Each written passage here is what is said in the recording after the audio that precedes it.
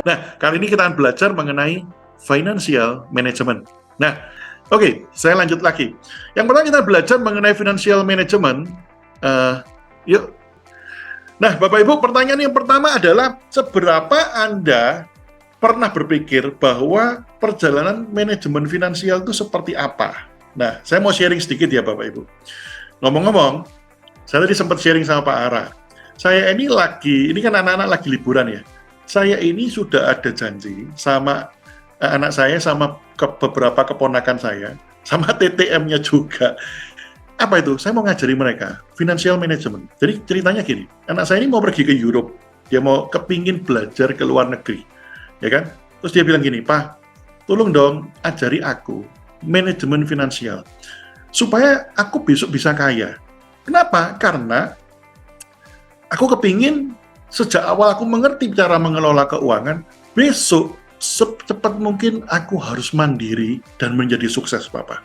Jadi, liburan ini dia malah mendesak dan mengejar saya untuk minta diajarin financial management. Nah, makanya saya angkat ini sekalian sambil saya sharing kepada Anda, Bapak Ibu. Terus terang kalau Anda lihat gelar saya di belakang ada CFP, Certified Financial Planner. Itu adalah gelar internasional yang saya ambil kemarin. Supaya apa? Misalkan nih, ada seseorang datang sama saya, apakah dia seorang yang punya kekayaan atau punya aset, bagaimana caranya dokter orang yang punya hutang sekian puluh miliar menjadi punya aset sekian puluh miliar? Bagaimana orang yang punya aset sekian miliar menjadi sekian ratus miliar? Nah, itu pelajaran namanya financial planner. Bagaimana mempersiapkan hari tua. Nah, ini saya ambil degree-nya sampai internasional. Untuk apa? Untuk saya bisa ngajari orang-orang yang saya pimpin. Oke, saya lanjut. Kita lihat ya, ini ada grafik. Bapak Ibu, kita ini saat umur 0 sampai umur 23, itu banyak orang berbicara bahwa inilah proses ketergantungan finansial. Artinya apa? Ya, kita masih tergantung sama orang tua kita. Bersyukur kalau di sini ada Bapak Ibu yang sejak dini udah mature, sudah belajar finansial. Nah, pada saat Anda mulai belajar, biasanya umur 23 sampai 35, kita udah mulai kerja, mulai lulus kuliah, kita mulai, oh ternyata duit itu harus gini ya, dan lain sebagainya. Oh, saya harus punya pendapatan tambahan ya, kerja double dan lain sebagainya, punya multiple source income. Mulai belajar. Nah, masa-masa produktif ini 35 sampai 55. Nah, pertanyaan saya kasih tanda tanya di bawah ini. Anda mau pensiun umur berapa? Pensiun itu apa sih?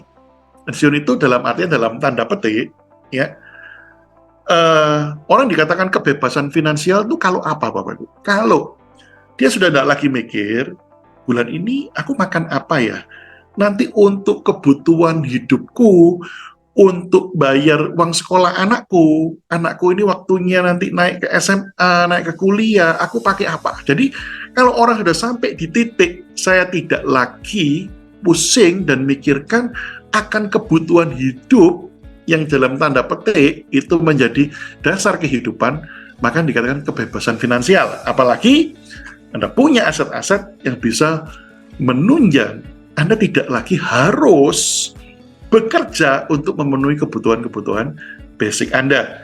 Nah, Bapak Ibu sekalian, parameternya apa? Gampang. Yaitu taruh semua pekerjaanmu, jangan lakukan apa-apa selama 3, 4, 5 bulan, kalau bisa setahun 2 tahun, tidak bekerja sama sekali, dan pendapatan Anda masih mensupport seluruh kebutuhan Anda. Selamat, Anda sudah mencapai kebebasan finansial. Ukuran tiap orang berbeda, mari kita belajar lebih lanjut lagi. Jadi, dikatakan masa pensiun ini adalah orang yang mencapai kebebasan finansial. Nah, targetnya adalah umur berapa Anda mau mencapai itu. Ya. Nah, Bapak Ibu, saat kita ini mengalami kekurangan uang, jadi, Roy, gini deh, jangan ngomong yang muluk-muluk, kenapa? Untuk kebutuhan sekarang aja saya masih kurang. Nah, kalau masih kurang, maka Anda harus melakukan 2 hal, Bapak Ibu. Hal yang pertama itu apa? Ya jelas, tambah pendapatanmu, supaya kamu tidak kekurangan. Ya kan? Tapi katanya tiap manusia itu tidak akan pernah puas. No, Bapak Ibu. Akan ada satu titik di mana pendapatan kita semakin naik, sementara gaya hidup kita itu stabil selama kita nggak neko-neko gitu ya. Naiknya itu pun ya juga standar selama pendapatan kita bisa naik terus. Nah, oleh karena itu perlu yang namanya pengaturan keuangan atau apa? Financial management. Jadi Bapak Ibu, pengenalan mengenai pengelolaan keuangan itu sejak dini harus diberikan. Nah, kemarin ulang tahun anak saya ngomong, Papa nggak kasih kamu kado, Papa kasih kamu saham. Nih, saham blue chip untuk kamu kelola. Tak kasih uang sekian ya dalam bentuk saham. Nanti, begitu sahamnya naik, saya tunjukkan. Selamat ya, uangmu udah naik. Jadi salah satu teknik ya. Oke, nanti kita akan belajar ya yang lain-lain. Tapi kita terus lanjut lagi supaya pemahaman kita semakin banyak. Nah, ngomong mengatur keuangan itu gini Bapak Ibu. Ada seorang, maaf ya, ini hanya sebutan aja, profesi tukang becak dengan tidak mengurangi rasa hormat saya. Dia menyekolahkan anaknya sampai anaknya kuliah. Tapi ada seorang manajer kerja di bank, gajinya 10 kali lipat dari tukang becak tersebut. Tetapi dia nggak sanggup untuk bayar anaknya sekolah kuliah. Kenapa? Karena dia kelilit hutang. Satu ketika Bapak Ibu saya pernah ngasih training di sebuah bank besar, ada manajernya datang, kepala cabang ya, dia datang, bisik-bisik, Dokter, saya punya utang sekian puluh miliar. Ada nggak solusi yang bisa diberikan kepada saya? Wow! Artinya apa Bapak Ibu? Hari ini Anda yang tidak punya hutang segitu banyak, Anda lebih kaya dari dia. Ya, nah, jadi artinya apa? Orang itu bisa sehat finansialnya kalau dia tahu cara mengelolanya dengan baik. Next, berikutnya. Nah, oleh karena itu, saya akan kenalkan dulu mengenai rumus. Nanti kita akan belajar prakteknya. Yang paling penting Bapak Ibu, saya nggak mau Anda terima teori, Anda ngerti bagaimana cara mengelolanya. Jadi kalau kita ini punya uang, begitu kita dapat uang, apa aja sumbernya, macam-macam. Ada mungkin suami atau istri Anda yang bekerja, atau mungkin Anda punya pendapatan lain-lain, apakah itu dari gaji, bonusnya HDI, ataukah Anda punya pendapatan dari mungkin Anda ada rumah yang dikontrakkan, atau yang lain-lain. Maka uang tersebut kita lakukan pengelolaan melalui pos-pos, ditaruh di pos-pos-pos. Ada pos N, namanya needs atau kebutuhan, ada debt, ada wants, ada saving, ada investment. Nanti kita akan belajar langsung lebih dalam, supaya kita langsung bisa praktek. Jadi gimana Bapak Ibu, kalau kita punya uang, nanti langsung dibagi di pos-pos ini, supaya uang Anda itu termanage dengan baik. Yang pertama needs itu apa sih? Segala sesuatu yang merupakan basic kehidupan itu needs, yang tidak bisa digantikan. Ya, contoh, setiap dari kita pasti makan dong, nggak mungkin nggak makan, ya kan? Tetapi ingat Bapak Ibu, saya tadi pagi sama istri saya, yuk makan pecel, ya kan? Di dekat tempat saya sini ada pecel yang enak. Satu porsi kurang lebih sekitar 17.000. Kenyang. Tapi di sebelah sininya sedikit. Ada steak. Ya, kalau kita makan di situ, steaknya, porsi ya, kemarin saya lihat, 125.000. Loh, mohon maaf ini ya, dengan tidak mengurangi rasa hormat. Masuk ke mulut, steak sama pecel, keluarnya sama nggak sih? Sama. Nah, jadi need, yang penting kenyang. Jadi wants, kalau itu enak di lidah, tetapi keluarnya sama. Nah, ngerti ya? Jadi Bapak Ibu, needs berbicara apa? Pokok yang tak tergantikan. Ya, baju. Tapi baju, ada baju yang sekedar baju cukup layak pakai, ada baju yang mahal. Nah, needs berbicara yang basic, benar-benar basic. Keperluan rumah tangga sehari-hari, deterjen, sabun mandi, dan sebagainya. Belanja bulanan, kosmetik ya, potong rambut, listrik, telepon air, ya itu kan memang benar-benar basic yang harus kita bayar. Ya, uang jajan anak, uang sekolah, gaji pembantu, dan lain-lain. Ya, itu kita masukkan di needs. Berikutnya kita berbicara mengenai wants. Nah ini, kalau wants itu Bapak Ibu, sesuatu yang memenuhi keinginan kita, pengen. Jadi tadi, makan pecel bisa nggak sih? Bisa. 17.000 oke. Tapi pengen makan steak. Jadi Bapak Ibu kalau makan steak berdua nih ya kan, 125, belum minumnya, belum teks dan lain sebagainya, tagihannya keluar 350, 500.000. Berdua. Ya kan? Nah, ini dikatakan wants, padahal keluarnya sama gitu ya. Nah, ada barang bermerek ya, ada kosmetik ya, ada renovasi rumah ya. Kadang kita kepingin rumahnya diam-diam dicat tembok ini, diganti warna ini, pasang wallpaper dan sebagainya. Pertanyaannya satu, membedakan need sama wants. Emangnya kalau nggak ada wallpaper, mohon maaf ya, ini agak kasar gitu ya, mati nggak sih kamu? Enggak sih. Ya sudah kalau gitu. Kamu harus berani untuk kembali ke needs. Jangan semua dipenuhi wants. Ya, contoh, kemarin nih ada satu rekan saya, dokter, tabunganku habis. Kenapa? Kemarin aku habis nyalonkan mobil. Mobilnya diapain? Disalonin. Maksudnya apa sih? Audionya diganti, cokelatnya diganti, semuanya diganti. Dan luar biasa Bapak Ibu, aksesori mobilnya lebih mahal daripada, dalam tanda petik, separuh harga mobil. Wow. Ya, termasuk keriting rambut, ion smoothing, ya, mandi lulur, spa, ya, hobi mancing misalkan, barang-barang dipakai untuk mancing dan sebagainya. Bapak Ibu, kemarin waktu pandemi, saya tiba-tiba wonsnya pingin apa itu? Pingin punya satu set akuarium laut. Bapak Ibu, ini yang menarik. Oh, dulu saya piara ikan air tawar, itu paling keluar biaya ya nggak sampai 1 juta udah bagus lah. Begitu berbicara air laut, wah itu semuanya bunyinya sekian, total tuh bisa puluhan juta. Itu namanya wants, ya. Lebih mewah, lebih mahal gitu ya. Nah, alasannya apa? Wong saya suka kok, mau apa gitu. Nah, keanggotaan di klub sport, olahraga ya, TV kabel, kalau sekarang TV kabel murah lah ya, langganan Netflix atau gitu ya, beli majalah, tabloid, kado ulang tahun dan lain sebagainya. Ini berbicara wants. Ada satu, ini, jadi gaya hidup itu berbicara. Saya ulang Bapak Ibu ya. Manusia itu pada saat kehidupannya menjadi lebih baik, gaya hidupnya bergeser. Gaya hidup inilah Bapak Ibu yang sering menjadi jebakan. Pada saat pendapatan kita naik, kita merubah gaya hidup, tapi pada saat pendapatan kita turun, kita tidak mampu menurunkan gaya hidup. Contoh, dulu Bapak Ibu, Anda nggak pernah pakai sabun muka, sekarang nih, ya ini karena ada Biskin, ya kita pakai Biskin lah. Masih lumayan kalau untuk tutup poin gitu ya. Nah, kita mulai nih, nyoba merek lain, mulai punya banyak koleksi gitu ya.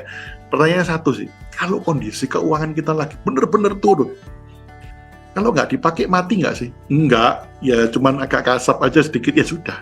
Gitu. Jadi itu ya Bapak Ibu poinnya. Pada saat kita menurun, beranikah kita mengubah gaya hidup kita turun kembali ke yang normal? Dulu cuci baju nggak ada pengharum, pelembut dan lain sebagainya. Sekarang Bapak Ibu pakai mesin cuci ditambahin macam-macam, akhirnya nyucinya jadi lebih mahal. Ya, nah. Macam-macam Bapak Ibu, banyak hal. Dulu Bapak Ibu nggak punya piaraan, sekarang punya piaraan anjing atau kucing. Kucingnya dibawa ke salon. Satu kali salon Bapak Ibu 150.000, ya kan? 1 minggu 2 kali, kalikan 4. Sehingga kemarin pada saat ada yang benar-benar nih, mohon maaf ya, rumahnya disita bank, dia habis-habisan nggak punya semuanya. Dia masih ngomong sama saya mau pinjam uang untuk beli makanan kucingnya. Harga 250.000. Saya tanya, namanya kalau kucingmu dijual laku berapa? Gitu. Jangan Pak, ini satu-satunya ini. Ya it's okay, no problem. Tapi kucingmu harus mengubah gaya hidupnya sekarang. Makanannya sudah nggak bisa kamu kasih lagi yang 250.000, harus turun ke needs. Apa itu? Yang masih makan masih hidup. Bercanda ya, ya akhirnya dia jual kucingnya gitu ya. Oke, next lagi Bapak Ibu, ini yang membedakan need dan wants ya. Nah, ada lagi pos yang namanya tabungan ya, tabungan Bapak Ibu. Tabungan itu adalah uang yang kita tabung di bank. Nah, hati-hati, ini ada asuransi termasuk tabungan, tetapi Bapak Ibu tolong dicatat baik-baik ya, asuransinya bukan unit link. Jadi asuransi kesehatan ya murni kesehatan, jiwa ya murni jiwa, itu tabungan. Tapi kalau asuransi itu unit link, cirinya gimana sih? Ini contoh, saya kemarin ambil asuransi Bapak Ibu, murni kesehatan. Dicocokkan budgetnya dengan umur saya, 1 tahun saya bayar 7 juta. Jadi tiap bulan saya bayar 7 juta, itu hangus. Tapi kalau ada unit linknya 7 juta tiap bulan. Nah, kenapa? Ada unit linknya yang dipakai untuk investasi. Beda ya. Nah, ada satu yang sangat menarik menurut Albert Einstein, Bapak Ibu, yaitu compound interest. Apa itu compound interest? Bunga berbunga. Salah satu keajaiban dunia yang ke-8 adalah compound interest. Apa itu? Yaitu kalau kita mulai menabung dan kita mulai memanfaatkan bunga berbunga, itu akan melipat gandakan aset kekayaan kita. Nanti kita akan bahas ya supaya Anda paham. Contoh nih, misalkan hari ini kalau kita menabung 20.000 per hari, kita masukkan di tabungan yang bunganya 3%, kan kita mikirnya, cuma 3%. Jangan lupa, 3% bulan depannya dikalikan lagi 3%. Jadi 3%-nya itu menjadi bunga berbunganya 3%. Hati-hati Bapak Ibu, 3% itu kalau bunga berbunga 1 tahun, misalkan, siapa di sini yang punya kartu kredit? Nah, kartu kredit sah-sah aja Bapak Ibu, saya punya banyak kartu kredit. Kemarin ada dinaikkan limitnya, ada yang tiba-tiba dinaikkan sekian ratus juta gitu ya. Kenapa ya? Kemarin saya pakai ke luar negeri, saya gesek-gesek, habis banyak dinaikkan limitnya 2 kali lipat, 3 kali lipat. Yang menarik Bapak Ibu, kalau Anda kartu kredit itu telat bayar, terjadi bunga berbunga, hati-hati Bapak Ibu. Memang dia cuma 3%, tapi karena bunga berbunga, 3%-nya itu kena 3% lagi bulan depannya, 3% lagi. Berarti berapa dokter? 3 kali 12, 36%. No, bukan seperti itu cara ngitungnya. Pakai compound interest. Jadi kalau rekan-rekan di sini punya kalkulator ya, ada satu kalkulator khusus namanya financial calculator. Di compound interest, keluar berapa Bapak Ibu? 36%? Salah Bapak Ibu. Keluarnya adalah 62%.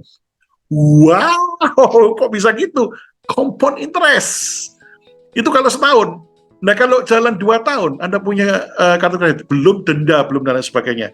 Bapak Ibu, saya pernah hitung, kalau orang telat tidak bayar sama sekali, denda jalan compound interest, itu bisa sampai 200-300% setahun kalau dia nggak bayar sama sekali.